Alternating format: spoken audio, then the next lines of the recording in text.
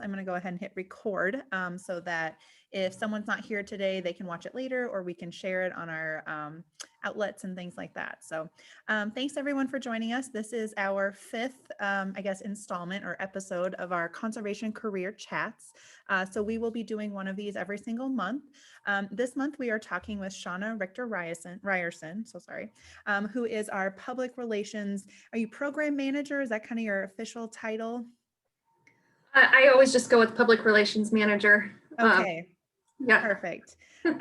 So the whole idea of these conservation career chats is to kind of talk about some different careers that relate to conservation. So we always hear a lot about biologists and fisheries and wildlife and biostatisticians and things like that. We don't hear some of the kind of the lesser known sides of the conservation world. And what I really wanted to get across is a multitude of things, but overall that it takes a lot to run a conservation agency. It's not just the biologists, it's not just the people that we hear and see a lot about. There's a lot of different roles that are very overlooked, and people just kind of don't know what they do, or they might not even know those careers existed. So I'm one of those people. When I started in college, I wanted to be a veterinarian just because people always said, you like animals, that should be your career path. I had no idea about this fisheries and wildlife world or the state agency world, about what we did. There's more to it than just hunting and fishing. There's education. We have engineers, we have biologists, we have public relations managers. So that's what we're going to focus on today, is kind of the PR side of conservation. So why do we need it? What do they do? And how overall that relates to conservation. So my name is Monica, and I am the wildlife education specialist. And so I'm going to hand it over to Shawna Richter-Ryerson, who is going to be kind of talking about her job, what she does, how she got into this, and then hopefully some good practical advice for those that might want to think about this as a career, or even just that conservation world of careers. So Shawna, I will go ahead and hand it over to you. Awesome. Thank you. Well, as Monica said, I am Shawna Richter-Ryerson, and I do public relations for Nebraska Game and Parks. My pathway to get to this position actually was not direct. You can go to college and you can get a degree in public relations, but my degrees are in journalism and graphic design. I worked in newspapers for about 15 years, pursuing stories of all kinds. I was a general assignment reporter, which meant I covered everything and anything, and also offered me the opportunity to cover a lot of things I was interested in, which was nature and conservation. After leaving the newspaper industry, I got on at the School of Natural Resources at the University of Nebraska-Lincoln, where I spent every day of my 4 years there saying, oh my God, I had no idea you could do this for a job, let alone for 40 hours a week. And the beauty of it is I got to write about all of those variety of different kinds of jobs, different research projects, different conservation efforts, from climate to wildlife to GIS, actually, to everything.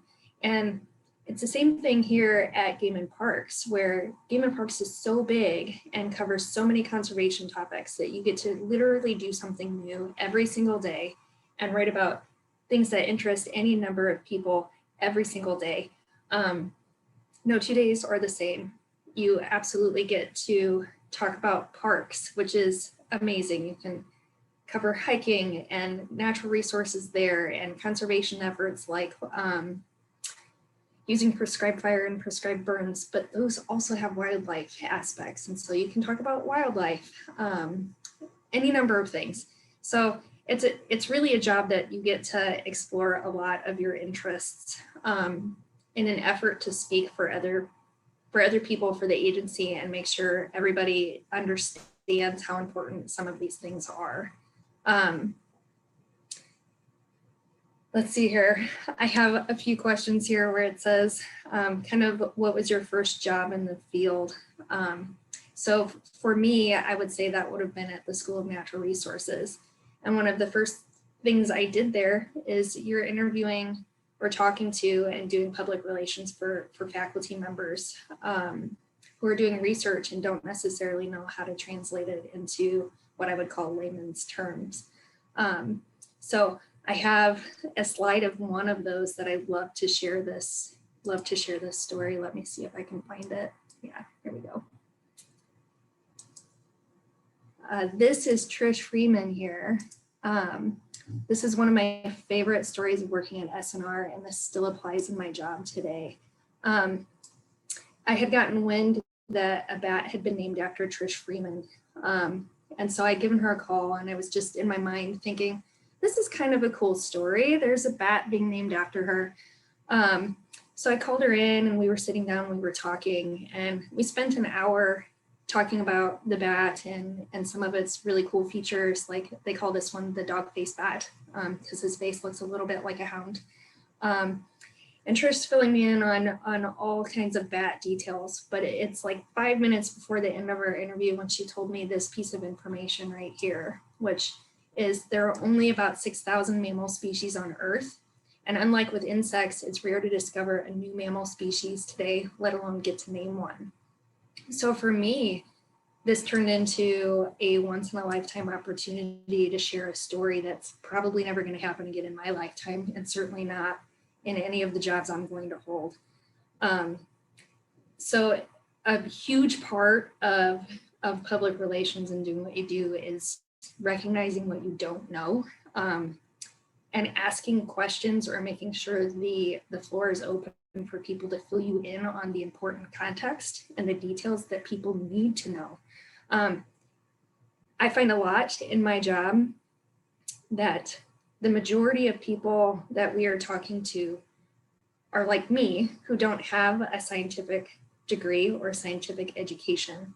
And so I take real pride in making sure that all of the science that is going on for our agency and in the conservation world is able to be digested and is accessible to anybody who cares enough to want to read about it.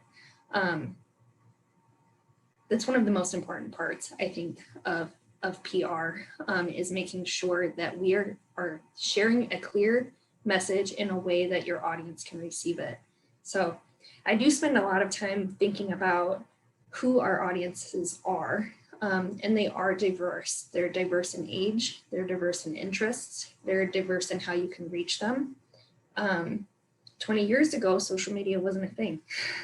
Now you have to think about how to reach your audiences via print, on TV, online, on websites, on social media, et cetera. And so there are a lot more pieces to think about and a lot more audiences that we can now get in contact with directly that were never kind of part of what the job was originally.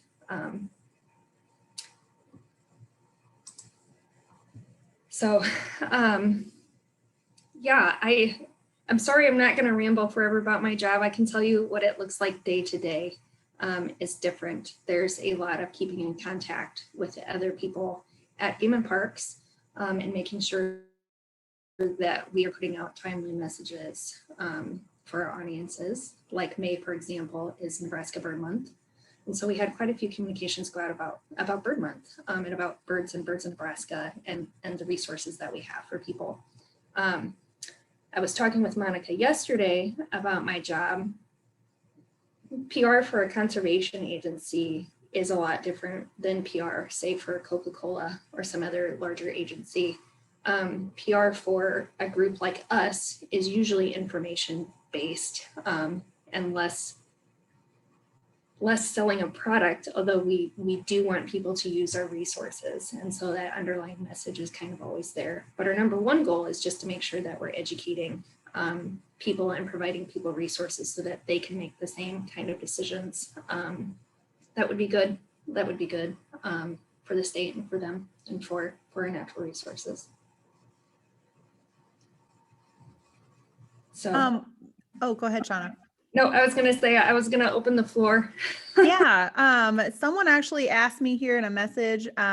So I'm guessing there's not a ton of these jobs open. Like, what is the job market like? Or is it bigger than I think it is, or going to get bigger than it is right now? What are your thoughts on, current market for your job in the future, 5, 10, 20 years? What does that look like? That is a fantastic question, actually. My job, I want to say there are more jobs than you think there are. They don't all necessarily have public relations in the title. A lot of places they call it communications work, and it's very similar, very much an overlap. And then you have the part of PR that's more on the marketing side. So depending on which part of public relations kind of interests you, there are a number of jobs available that can kind of meet your skill set or your interests. So for example, here at Game and Parks, while I'm the public relations manager, we have 6 public information officers across the state. We have one who's responsible for writing news releases exclusively, and then I do that also. And then we have people spread in the western part of the state and the different regions to make sure we're doing good coverage and making sure we're getting out messages that are important to those areas with people who are close to those stories and to those that are close to those stories. It's so much easier to tell a good story and to tell the right story when you're intimately familiar with the topic. So I would say, so here we have quite a few jobs. At the university, almost every department had a communications person of some kind. Most of those are dabbling in public relations and some are in marketing too. So I would say it's a healthy job profession. There are jobs in a lot of different places. Nonprofits such as the Nature Conservancy, they have a public relations director, but they have a lot of public relations individuals that work for the organization, as does Audubon. Sometimes those jobs look like you have more than one job, but they do exist, and it's a good field to get into in the future. People are recognizing more and more how important it is to communicate well and where people are at. And it is a skill set that is valued. It is valued, and I think it'll continue to be valued as the media landscape changes in the next 20 years. All right, that makes sense, because I feel like, we only have a couple, like you said, like 6 public information officers. We have a couple of, like you said, PR people in our agency. And this is nice for me because I'm learning, some stuff too. So someone asked in the chat if we accept any interns, like positions as far as Game and Parks in the kind of communications PR area. That's a good question. We have in the past. Sometimes they look like work study. Sometimes we opt to hire a temporary employee. Sometimes we collaborate with the university on internships. So they have existed. They will exist in the future.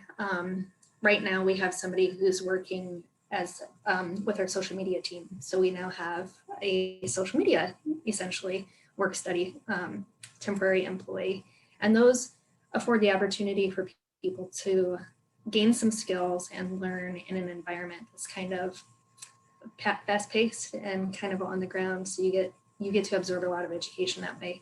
Some of that, of course, is always dependent on budgets and income. So I won't say that they're there all of the time, but we do have them. Many places have them. For example, the Platte Basin Time Lapse crew, which is with the university, which is very well known in Nebraska.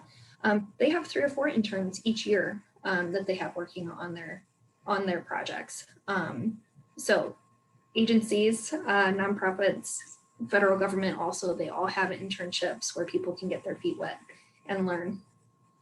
If they are not a part of the university, could that still be an option to be an intern or like a volunteer or something like that? Yeah, I believe it is. Honestly, but like I am here 1 year, so we haven't had one. But the internship, the work studies do go through the university, but an internship or a temporary position wouldn't be. That would be open to anybody who applied.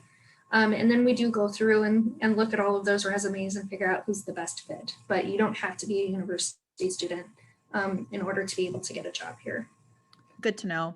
When you do go to hire someone, either, I know you said you've only been here, a little short time, but in the past even, or if you were to hire someone now, what are you really looking for as far as experience or skills, interests? What really impresses you if you see something on a resume, or what are you looking for? That is an excellent question. So a major part of what we do is writing. We're writing press releases, we're writing magazine articles, we're writing content for social. Content for social obviously looks a lot different than content for the magazine, but they both go back to being able to write a compelling story in a concise fashion. So the number one skill we're looking for is making sure that you are able to write and you can write in a compelling way. Some other skills that we hope that you have, or we would like you to have, but are not required would be like, for example, if you're a skilled photographer, or if you have some layout or graphic design skills, or if you have social media management experience or social media experience, frankly. So depending on who the person is, they're going to bring different skill sets to that job. And we recognize the value in having diverse skills. So for example, in my job, while my main job is doing public relations and making sure we're thinking strategically about what we're doing and the messages we're sending out, I also fill in the gap for social media when our social media person's on vacation. I take photos.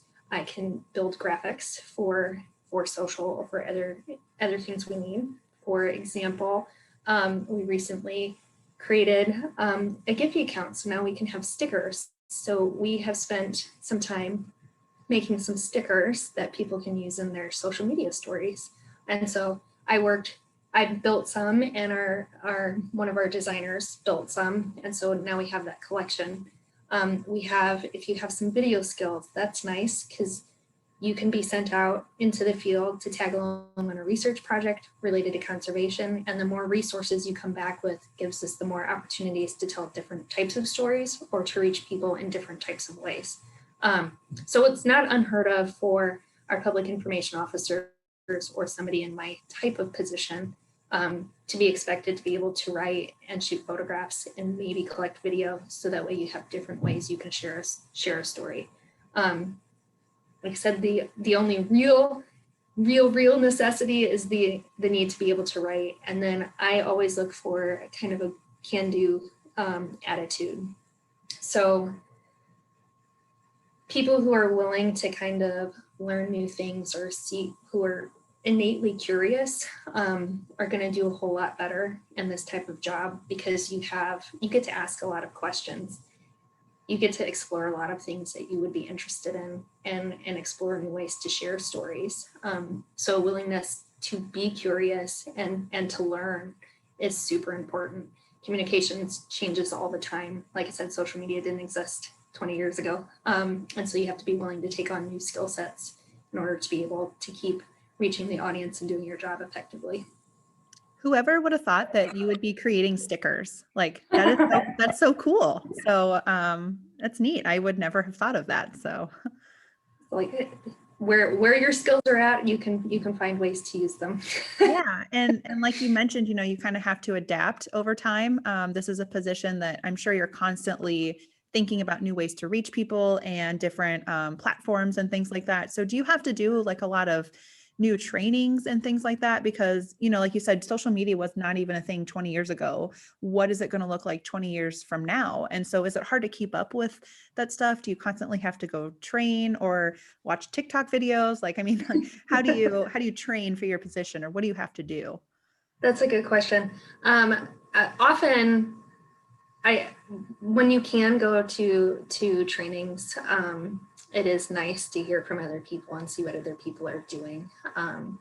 What I think is the most valuable is just being sure you're kind of paying attention to the trends in the industry, which there are different resources available for that, but also building relationships with people in similar jobs throughout the state or the country. So for example,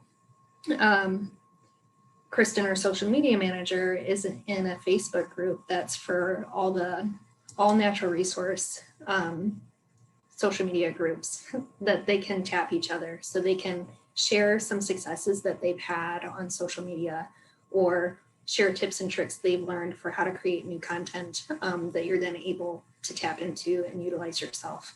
I think having those conversations with other people perpetually in similar type positions, so in Nebraska, for example, the natural resource districts or the nonprofits like the Nature Conservancy, it's important to see what's working for other people and what you can maybe tap into as well. If you work for a state agency or a nonprofit, there are constraints to, there are opportunities for trainings, but you want to be very thoughtful about how you're doing it. So I think a lot of times people try to just try to teach themselves, which is a super good skill to have. But those opportunities do exist to go learn. For example, last year, most of us in the office attended an Adobe Summit. So Adobe is one of they make InDesign, Photoshop, you may have heard of, and a number of other products that people in my profession use. And it was great to be able to go and learn from experts in the field, like the new tips and tricks that you're maybe not paying attention to or don't have time to pay attention to. And so those opportunities do present themselves, and they're great places to learn.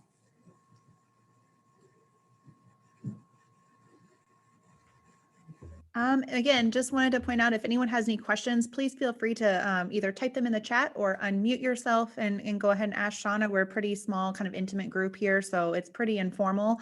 I just kind of have a list of some questions that either people have sent in that couldn't be here that they were interested in, or just kind of some conversation flow questions. So please, I could talk forever. A lot of people know that, but if anyone has any questions, please feel free to put them in the chat or unmute yourself. I'm sure Shawna could definitely answer those. So I will, while there's a gap in questions, I will just go on a couple tangents. I'll absolutely share a screen share again of some of the things I've gotten to do in the last, I will say officially shifted into PR in 2016.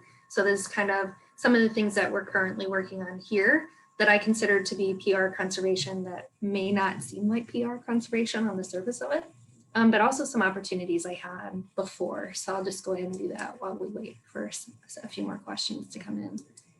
Let's see here. I'm gonna see my Trish slide again. Okay. So this was, oh, see, look at me being not tech savvy. So this right here was something I got to do.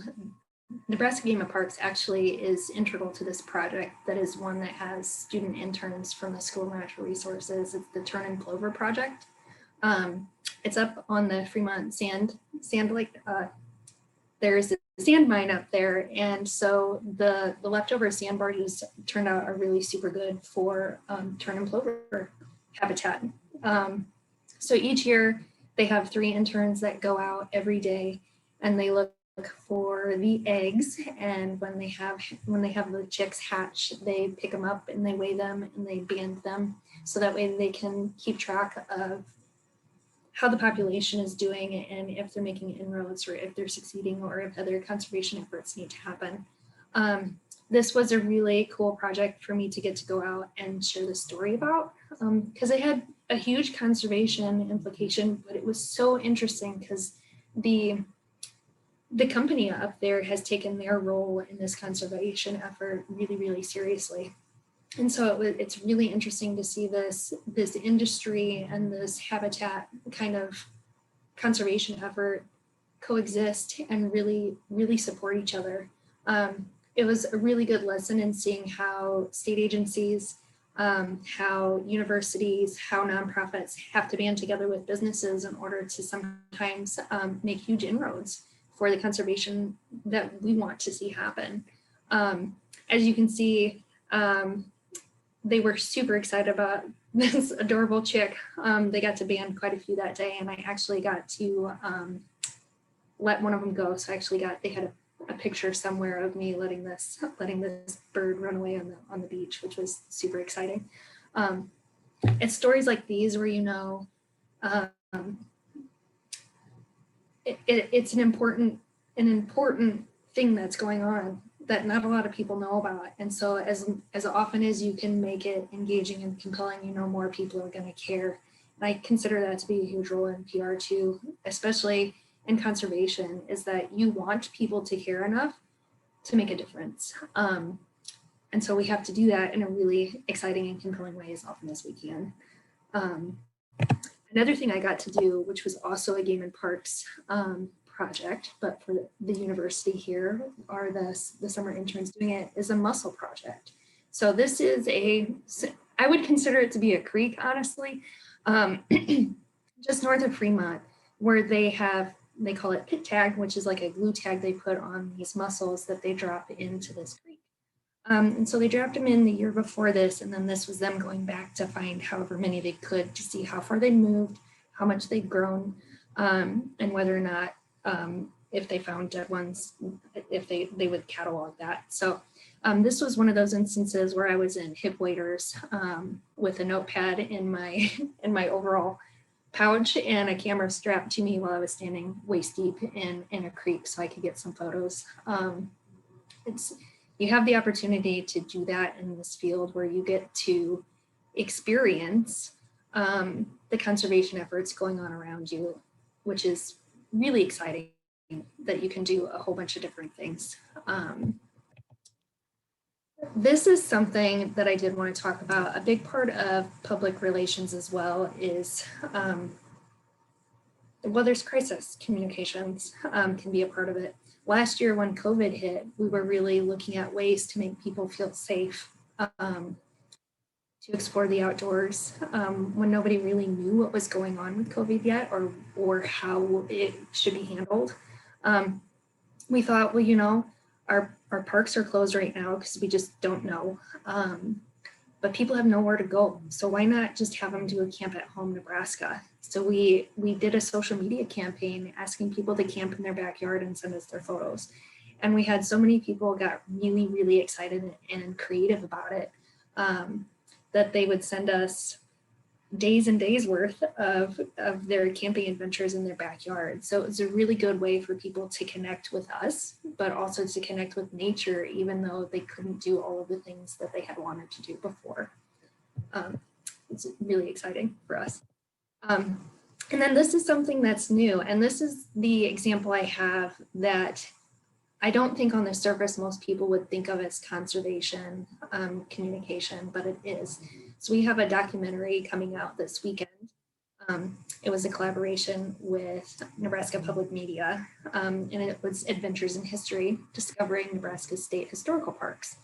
And while I say this isn't conservation on its surface, it's not as though any of our historic parks are out saving turtles today or anything like that. What they are doing is preserving our cultural history, which is conservation when you think about it, especially when you're looking at how the resources that Nebraska has that are unique to us. And so it's kind of a different bent of looking at what a conservation career can look like.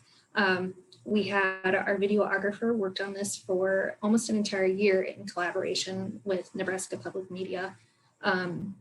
They got to go out and collaborate and learn and meet reenactors and university employees and look at fossils. And they had so many unique opportunities to see and experience our state in a way that a lot of people may not necessarily think to do it. And then the last thing, another aspect that we kind of touched on a little bit earlier, in addition to having public information officers, we also have a magazine, which isn't purely PR on its surface, but the magazine does a really great job of sharing the stories of Nebraska on hunting, on recreation, on parks, on fishing, and photography. They actually do photography too. And this is a really good way to build rapport with people in the state. People love the magazine. They love reading it. There are first person style writing in there. There's journalistic style writing in there. So a lot of people have a new way or a new an entry point, as a way to connect with what we do as an agency. And that's extremely important, even though it's not pure PR on its surface. And then one thing I didn't mention, but is a part of many PR jobs, is this. So this is from quite a few years ago, actually. This was me giving a media training at the university. I said this is why I could never run for office, because this is what I look like when people ask me questions. But part of it is making sure that the people around you and in the agency are prepared to answer questions when media does have a question, and thinking about potential answers, potential questions, the right way to phrase things. So an example of this I use a lot. I'm just gonna quit screen sharing for a second while I tell this story. One of the examples I share is I worked with some climate scientists, and one of them would give a lot of public presentations. And at one time, somebody had asked her, well, why should climate change be important to me? How's it gonna affect me? And the climatologist's response was, well, I don't know what's important to you, which immediately put a stop to that conversation. But had the climatologist said, you know, this is a way it affects me. I know that my children and I love to go on nature hikes at Spring Creek, Audubon, and we know we see all of these animals. But because of climate change, the ponds, they're gonna have less water or more water. We know that what we like seeing out there isn't going to be the same as what it was 15 years ago. And then say, what's something that's important to you that I can say how it might change in the future. There are ways to back into information that allow people to connect with you, and that's a really, really important part of this job. So those are all my background slides for now, if more questions have come in. Yeah, those are great, just to kind of see, like physically see what some projects you work on and what you've enjoyed. And it's not just all sitting in front of a computer or on social media or websites or things like that. You actually do get to get out in the field. Probably not as much as you would like, but you Yes, get out there. So I know. That's why I tease I live vicariously through everybody else, but that's a pretty sweet place to be. I'm a person who's just so innately curious that I love getting to bounce from one thing to another, which is an advantage of this type of job. I don't have to think about slugs, you know, perpetually forever and ever. I can bounce around and be excited and geek out about any number of natural or conservation related topics and get to explore them and learn and then share that excitement with people. yeah. And this kind of is taking a turn here, but we just have a couple more questions. But what's a challenge that you kind of face? Thinking about it, and maybe this is stereotypical, but thinking about media and getting information wrong, or there's hot button issues. How do you deal with those challenges, or what are some challenges that you face in your career? That's a good question. I give this presentation a lot, actually, given my past as a journalist for 15 years, and then realizing how many mistakes really are made once I made it to the other side.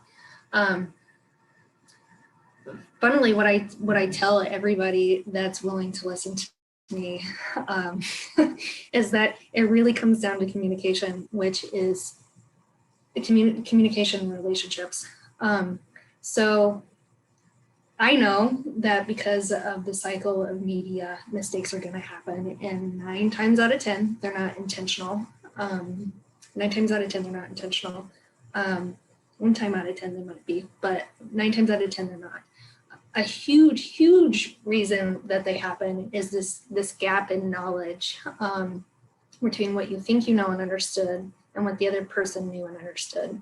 So I tell people a lot, it's about perspective. And my example of this, at SNR, part of my work was with the Drought Center, and they talked about Lake Mead a lot in my first 6 months there. And I was just like, yeah, okay, Lake Mead, I know this is a big thing for drought, but didn't really understand why it was so important until I went to a conference about 6 months in, and they had the woman from Arizona who's in charge of working on the 4-state collaborative over the Lake Mead water rights.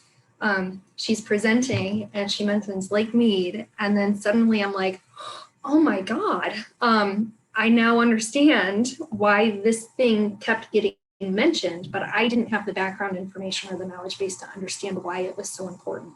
And so I know most of the time when you're working with media, the mistakes aren't intentional. It's a lack of context or a lack of information. And so the best course of action is to call them and say, hey, this mistake was made and this is why. And the beauty of that is that it builds a relationship with that reporter who's going to call you back the next time they have an interest in a story. They're going to make sure that they have it right. And it helps you spread the message that you want or need to send about certain conservation related topics or whatever topic that it is. I don't see that being as big of a challenge, honestly, as making sure you're meeting people in the space they're at. So we talked a little bit about the changing landscape of media in general and what that looks like. For us a long time ago, it would have just been a brochure that we would mail somebody, but now there's no guarantee people are getting the brochure or reading the website or seeing your social media post. And so I think the biggest challenge today is figuring out the right place and where to meet people where they're at to make sure your message is getting out. Because of social media, we talk about there being a saturated market. There's so much information, you can literally find anything you want. And so carving out your space as a legitimate, great resource to tap when you have a nature question is what you want to do.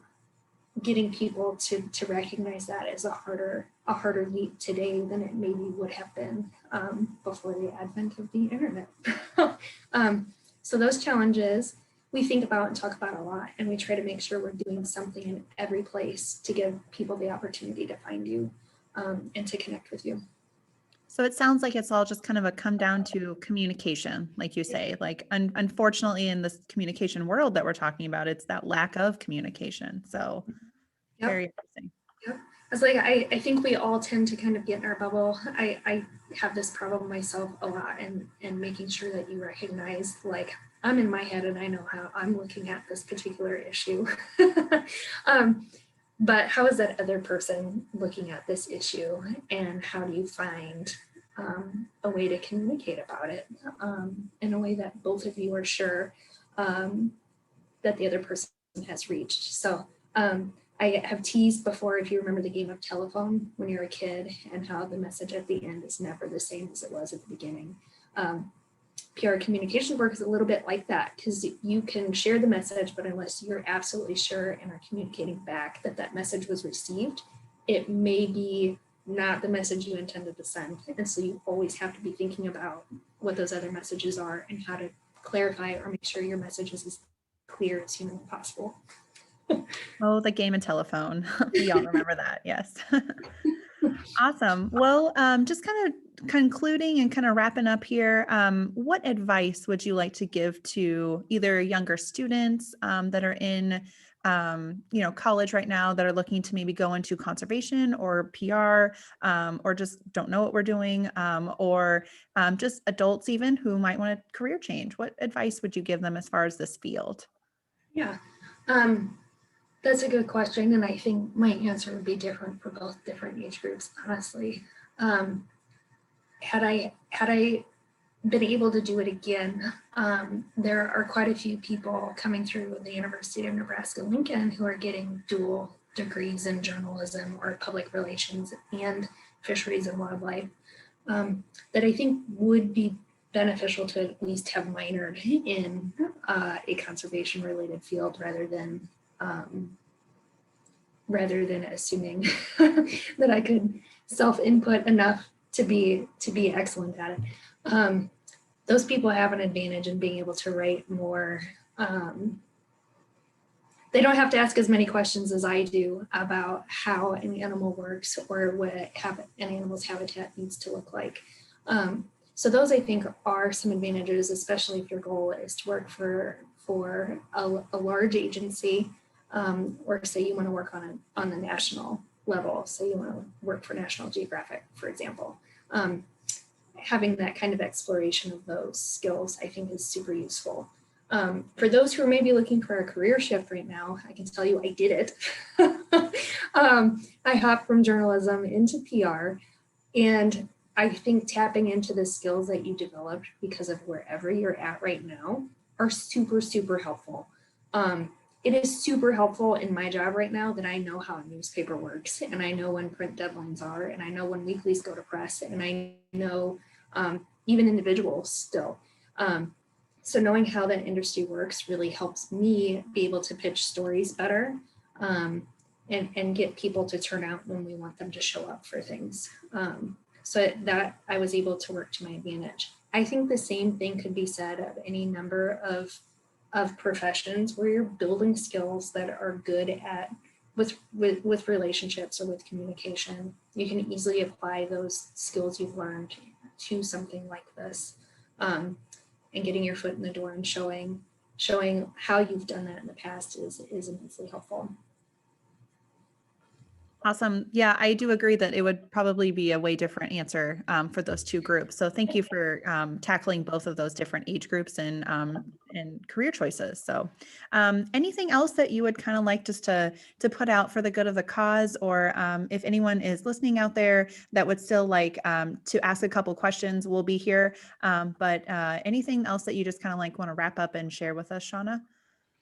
Yeah, I do like to mention often that in this profession or in science related industries like ours, I had seen a woman, her name is Melissa Marshall, and she does communications work on a national level, and I had the opportunity to see her present.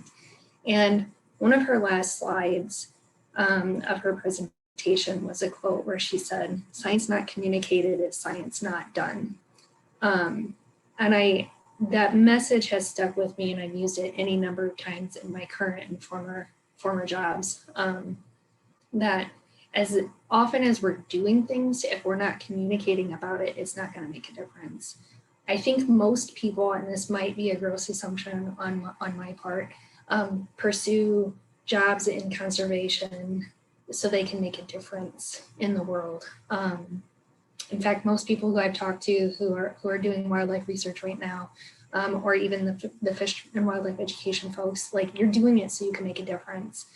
I'm doing my job for that exact same reason. My main goal is to make a difference, for the natural resources we're protecting, to make a difference, honestly, for my children who are going to inherit those natural resources. And I know that my job, my skill set is in talking about those and making other people excited and inspired to also make a difference. And so I use my skills to try to persuade as many human beings as possible to care as much as I do and make a difference also, which I think is immensely, I think it's a powerful industry to be in to invoke change, honestly, especially if it's something you're interested in to start with. Yeah, I think a lot of us in this conservation field, we, like you said, we get into it to make a difference, and we know that we're not going to be millionaires, and that's fine with us, because we're doing it because we love it and because we want to share that enthusiasm and that passion with everybody else. And like you said, get them to love it as much as we do, and use our persuasion. So awesome. So thanks again, Shawna. If anyone has any questions, please feel free again to put them in the chat. I do encourage all of you, if you are liking these Conservation Career Chat videos, to check us out on our Game and Parks Education YouTube channel. So this is recorded today, and the rest of the 5 that we have done are also recorded and going to be put in our channel playlist as well under Conservation Career Chat. So our next one is going to be next month in June, Wednesday, June 16th. And we're going to be talking with Daryl Bauer, who is our Fisheries Outreach Program Manager for the Nebraska Game and Parks Commission.